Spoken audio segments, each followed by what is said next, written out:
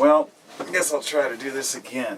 I ran out of space on my camera, I usually run out of space. My battery died this time, so this is part 2 of my ramble about, how to, about voting and politics and how to fix this problem, because I never got to express my point and my solution.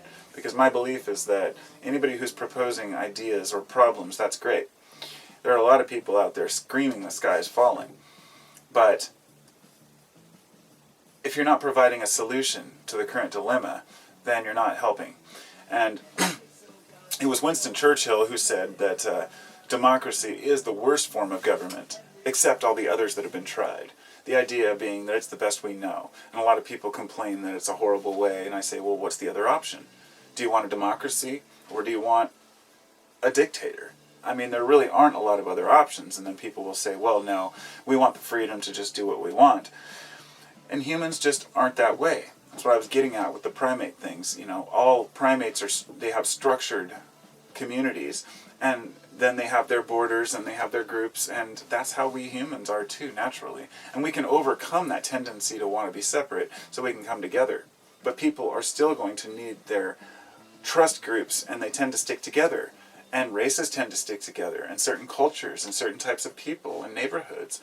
And we're never going to have a homogenized black, white, brown society where everybody's spread out, no borders exist, and everybody's happy. It just doesn't work that way. Because there will always be the 1%, which is where I'm coming from on this video, the psychopaths. Not the 1% that are rich, that's not what I'm at here. The psychopaths that have always existed in society, that have been allowed to flourish and work together to corrupt entire monetary systems, to destroy entire countries for their own personal gain or wealth. And so my solution is multi-parted, but it basically has to do with us realizing that psychopathic tendencies are the problem, and the idea that it is a genetic trait that these people don't feel emotion. There's been a lot of study done on the brain and how they respond. So my first step, and the most important one, would be to identify the exact genes that determine whether a person is psychopathic. And then to make sure that anyone who's going into the political arena or to work in a government office is scanned for this psychopathic gene. Or this, it sounds absolutely crazy to some people, but if you really think about it, if one bad apple can spoil the bunch, and that's what psychopaths tend to do, they will get everybody rallied around to follow them. And I'll stop short of mentioning specific psychopaths, but they find that they have done studies and found that the people that are CEOs of companies tend to have a higher psychopathic tendency. And it's probably because they want control. And I'm not, I feel bad for psychopaths. It's not that I'm saying, they should be eliminated. I think that there was a great page I ran into earlier about what do we do about the problem of psychopaths, and I'll try to dig it up and post a link. But it's basically the idea that we need to start identifying these people in our society because they've always been a problem. We've always known they've been a problem. So when everybody's screaming reptilians, maybe that's what they really mean. Maybe it's not that there's literal reptilians or even that it's the reptilian mind, but rather we've lost that part.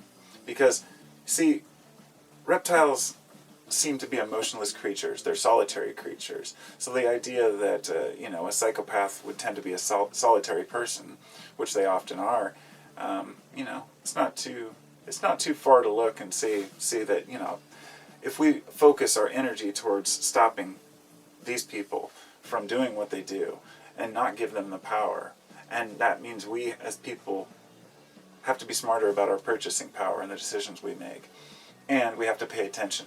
Because as much as you might not like the system, and as much as you might complain about the political spectrum, I've been that way my entire life. I had no interest in politics and didn't ever vote.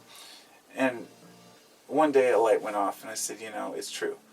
If you don't make the effort to research the policies, the procedures, what really went on, and not listen to the media or other people, but to really ask yourself, what are the facts and what's important to you? then you can start to see why other people have their opinions and why they're important to them, because their values may be different from yours. And I am willing to sacrifice a little bit in my life, and if I believe that we can all live a great level of existence, but I think that sometimes we have to make a little sacrifice in order to make sure that the world that our children are left is something decent, and that they don't look back at this as the Dark Ages. So, thanks for watching, and thank you all. Have a great day. Love y'all. You're cool. You're all cool subscribers. You're radical dudes and dudettes.